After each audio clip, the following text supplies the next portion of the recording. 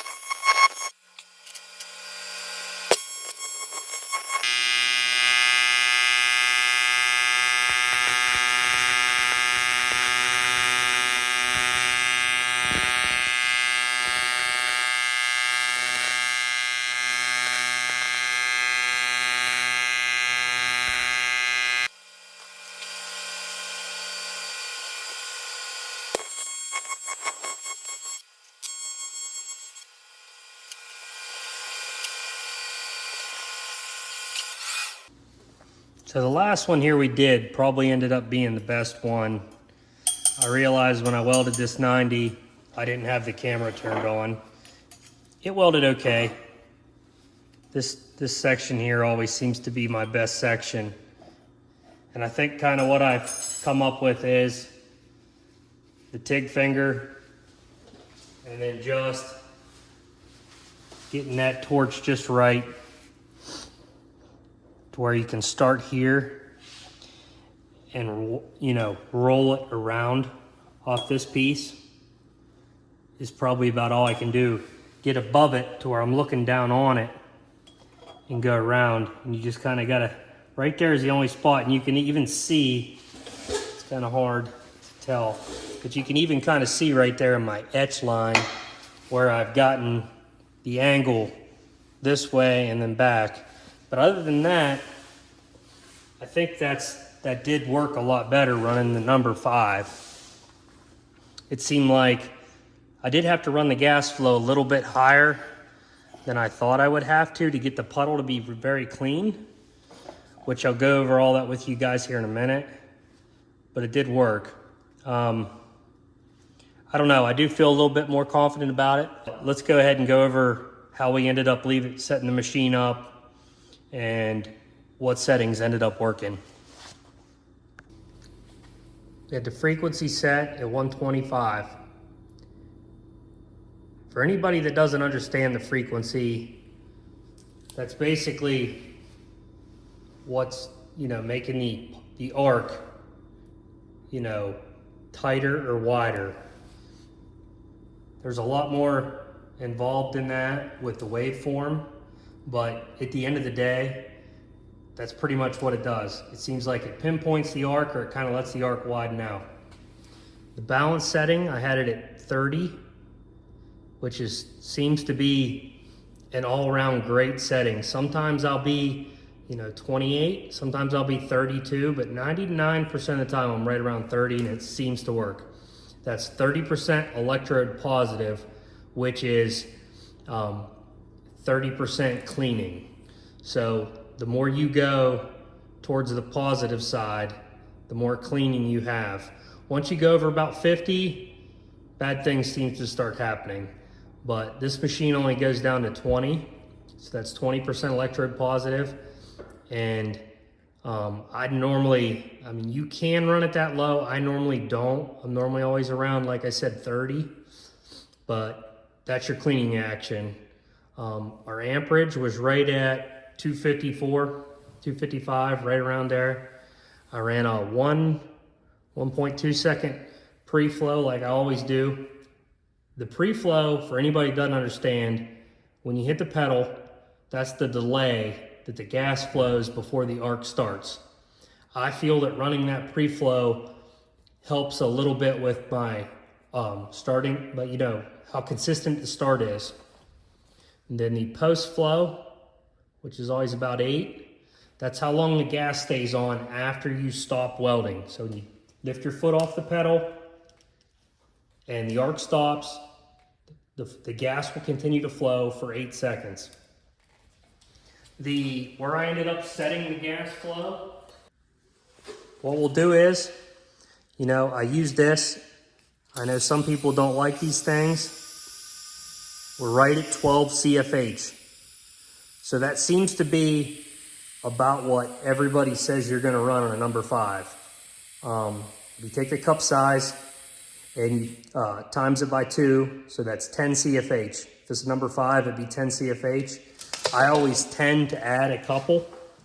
It seems like that's always about what's right. So I'm at right at 12. But the flow meter is showing about 15, which is pretty common. It seems like these Victor flow meters will always read a little bit higher than what you're actually welding at, but that's not a big deal. I mean, check it at the torch if you can. And really the only reason I really like using this thing is because if I switch torches, if I switch flow meters, I know that if this thing says it's 20 CFH, I got 20 CFH. I know these things aren't very accurate, but it seems like it's always spot on for what I'm doing with it.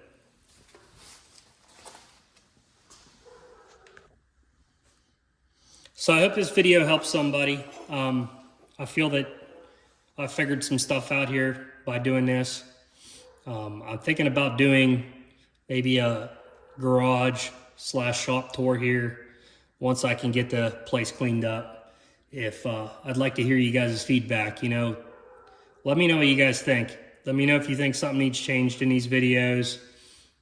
If, you know, don't be afraid to just tell me how you feel.